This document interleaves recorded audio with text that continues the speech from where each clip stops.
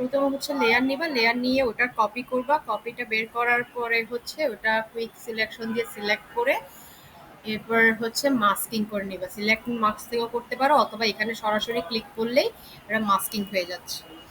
Mask করার পরে হচ্ছে তোমার ডিজায়ার্ড পিকচার নেওয়ার জন্য একটা নতুন লেয়ার নিবা। এখান থেকে লেয়ার নেওয়ার পরে হচ্ছে তুমি তোমার মতো করে পিকচার নিয়ে আসতে পারো। সাপোজ এখান থেকে প্লেস এমবেড দিবা। প্লেস এমবেড দেওয়ার পর আমি জাস্ট এই পিকচারটা নিলাম। এই পিকচারটা নেওয়ার পর এটা আমার আহ, ইচ্ছা মতো বা যেদিকে প্রয়োজন আমি সেদিকে একটু ছোট বড় করে নিচ্ছি। এভাবে করে পিকচারটা নিয়ে জাস্ট পিকচার জায়গা বরাবর বসাবা যাতে ফুল টি শার্টটা কাভার করে মতো। ঠিক আছে, বসানোর পরে হচ্ছে এখান থেকে অ্যাপ্লাই দিবা। দেন এই যে লেয়ারটা আছে এই লেয়ারটাকে এখান থেকে করবা গিয়ে কি মাল্টিপ্লাই। ঠিক আছে, মাল্টিপ্লাই করো। মাল্টিপ্লাই করলে কি হয়, সফট লাইট করলে কি হয়, এগুলো আপনারা একটা একটা যখন অ্যাপ্লাই করবেন তখন বুঝে যাবেন।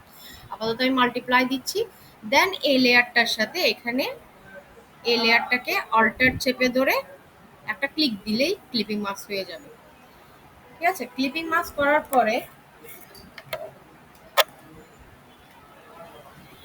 আফটার দ্যাট হচ্ছে আমার এখানে হাতের আন্ডারে যে কাজগুলো ছিল, অন্যান্য জায়গায় যে কাজগুলো ছিল ওগুলো খুব বেশি একটা দেখা যাচ্ছে না।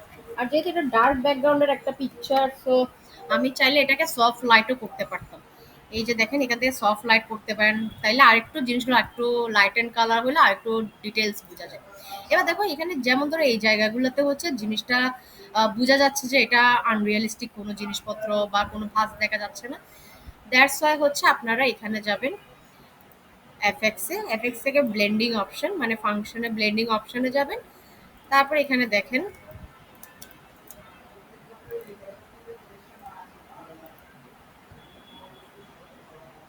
একটু কাটি, এই জায়গাটাতে কি ঝামেলা হচ্ছে সেটা একটু দেখাই।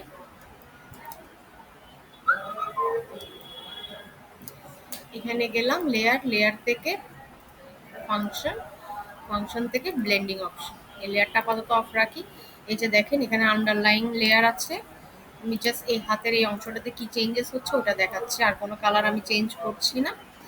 ঠিক আছে, এখান থেকে লাইট এন্ড কালার রাখতে পারেন অথবা মাল্টিপ্লাই দিতে পারেন। মাল্টিপ্লাই দিলে হচ্ছে সম্পূর্ণ ডিটেলস অটোমেটিক্যালি চলে আসে, আর লাইট এন্ড কালার রাখলে এই অবস্থা হয়।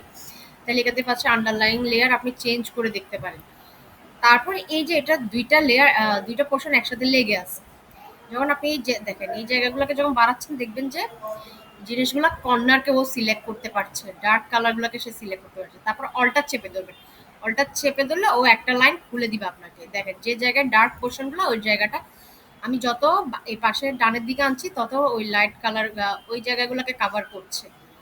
ঠিক আছে, এই কাভার করার জায়গাটা আপনি যত বাড়াবেন তত বেশি হবে। আমি অত বেশি বাড়াচ্ছি না, যার কারণে এটা মনে হচ্ছে একটা ওয়াটার প্রিন্ট টাইপের হয়ে যাচ্ছে, সেলফ প্রিন্ট টাইপের হয়ে যাচ্ছে। সেজন্য আমি অত বেশি দিলাম না, এতটুকু রাখলাম। এই যে এখানে আন্ডার আর্মের জিনিসগুলো সবগুলো ডিটেলস বোঝা যাচ্ছে। আর যদি একটু হাইলাইটেড পয়েন্ট রাখতে মন চায় তাহলে হালকা একটু করে হাইলাইট করতে পারেন। And same goes for this one.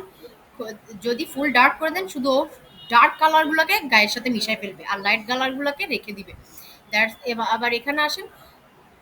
ঠিক আছে, এখানে সম্পূর্ণ হোয়াইটের পোর্শন কোনো পোর্শন নাই বিদায় ওইটা করতে পারছে না। এটা হচ্ছে মেইনলি জিনিসপত্র। আপনি চাইলে এটা আরো অন্যান্য পিকচার দিয়েও ট্রাই করতে পারেন। যেমন ধরেন এটা হচ্ছে প্লেস হোল্ডার টাইপের হয়েছে, আমি এখানে ডাবল ক্লিক করলাম, এটা আমার ব্যাকগ্রাউন্ড ছিল। সাপোজ আমার মন চাচ্ছে এখানে আরেকটা ব্যাকগ্রাউন্ড আমি নিব, তাইলে এখানে আমি প্লেস এমবেড দিই and I will pick this one. এটাকে আমি এই পাশে আনি, শিফট চেপে ধরে নিয়ে আসি, তাহলে একেবারে 90 ডিগ্রিতেই পড়বে। অল্টার চেপে ধরে এতটুকু বাড়ায় আর একটু এই পাশে রাখবো আমি জিনিসটাকে। ঠিক আছে, এতটুকু পরিমাণ অংশ রাখি, রাখার পর ওকে দিলাম অ্যান্ড আগের লেয়ারটা অফ করলাম, ক্রস, ইয়েস দিলাম। ঠিক আছে, আচ্ছা এটা যদি ফটোশপ আকারে সেভ করতে বলে, আচ্ছা এখানে ডাবল ক্লিক করেন, জিনিসপত্র যেরকম আছে ওরকম থাকুক, ক্রস ইয়েস দিয়ে সেভ দিতে পারেন অথবা এখানে আপনি কপি পেস্ট করে বসাতে পারতেন, তাহলে আপনাকে আলাদা করে লেয়ার মাস্কিং করতে হতো না। এখানে কোনো একটা জায়গায় আমি এটা সেভ রাখি। আচ্ছা, অ্যাজ এটা আমি অলরেডি এটার উপর কাজ করে ফেলেছি, লাইক লিনিয়ার ডজ করেছি, মাল্টিপ্লাই করেছি, লেয়ার মাস্কিং করেছি। সুতরাং এটা সরাসরি যখন আপনি পিক করতে যাবেন তখন সরাসরি নাও বসতে পারে। দ্যাটস ওয়াই যদি আপনার ভবিষ্যতে নতুন কোনো পিকচার বসাতে মন চায়, আপনি এই লেয়ারটাকে সরাসরি ডিলিট করে দিবেন। ডিলিট করার পর এইখানে থাকবেন, আবার নতুন একটা লেয়ার নিবেন, আপনার যে পিকচারটা পিক করতে মন চায় ওই পিকচারটাকে সরাসরি এনে এখানে বসাই দিবেন। সাপোজ দিস ওয়ান, এতটুকু থাকুক। থাকার পরে হচ্ছে এখান থেকে আপনি নর্মালি এটাকে করবেন মাল্টিপ্লাই।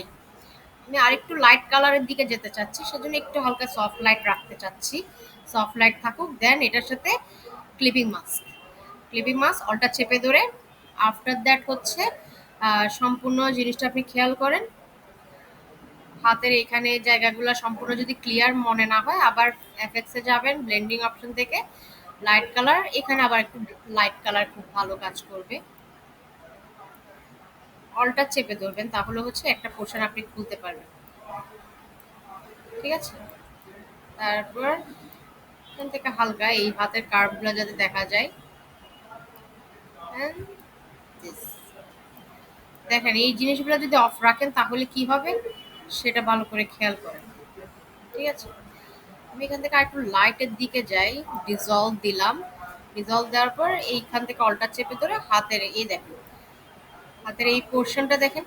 যদি লাইট কালার কোনো এলিমেন্টস বসান তাহলে এখান থেকে ডিজলভ দেয়, আর যদি ডার্ক এন্ড করে ফেলেন দেখবেন যে ওগুলো আরো ডার্ক হয়ে যাচ্ছে। মাল্টিপ্লাই দিলে একটার গায়ে উপর একটা বসে, তো এগুলো একটু ডার্ক করে ফেলে জিনিসগুলোকে। সুতরাং এখান থেকে আপনার যে কালার, যেমন ধরেন কালার ডজ, এখানে হচ্ছে আপনার যেটা অরিজিনাল কালার ওটাকেও হালকা পাতলা একটু চেঞ্জ করে ফেলবে। দ্যাটস ওয়াই আপনারা এখান থেকে আমি যেটা অরিজিনাল কালার ওটা ডিজলভে রাখলাম। অ্যান্ড হাতের এই কার্ভসগুলো বোঝানোর জন্য আমি জাস্ট এখান থেকে এই পয়েন্টটাকে একটু বাড়াচ্ছি কমাচ্ছি। খুব বেশি লাইট অবস্থায় রাখলে জীবনে ওগুলো বোঝা যাবে না, সুতরাং একটু হালকা ডার্ক করতে পারলে ভালো। এই পোর্শনগুলোতে খেয়াল করেন, এই দেখেন এই ভাঁজগুলোতে খেয়াল করেন, এগুলোতে দেখবেন, দেখছেন একটা শ্যাডো ইফেক্ট পড়ছে। So that's the important thing. এতটুকু রেখে ওকে দিয়ে দিবেন। আমি এগুলো সুন্দর মতো কাটিয়ে নেই, আপনারা যখন মাস্কিং করবেন তখন এই এরিয়াগুলোকে সুন্দর মতো এডিট করে নেবেন, তাহলে হচ্ছে আপনাদের জন্য সুবিধা। ঠিক আছে? এই এরিয়াগুলোকে আপনারা যদি ঠিকমতো ব্রাশ টুল দিয়ে এডিট করে নিতে পারেন আপনাদের জন্য সুবিধা হবে। তাহলে কালার পোর্শনগুলো দেখেন, আমি আবার আগের পর্যায়ে এসে একটু জাস্ট হালকা এডিট করে নিচ্ছি। এই জায়গাগুলা এখানে যেখানে ঝামেলা ছিল বা কন্টামিনেশন ছিল ওই জায়গাগুলোকে একটু অল্প করে টান দিয়ে এডিট করে নিচ্ছি, সো দ্যাট আমি যাতে আরেকটু ক্লিয়ার একটা ভিশন পাই। ঠিক আছে?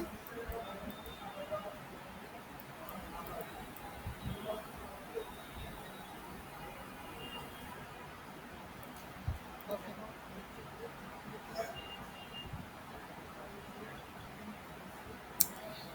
এটাই হচ্ছে মেইন কাহিনী। এভাবে হচ্ছে আপনার টি শার্টে বিভিন্ন কালার চেঞ্জ করবেন। ফাইল, ফাইল থেকে সেভ এস, এভাবে করে আপনারা জিনিসটাকে সেভ রাখবেন।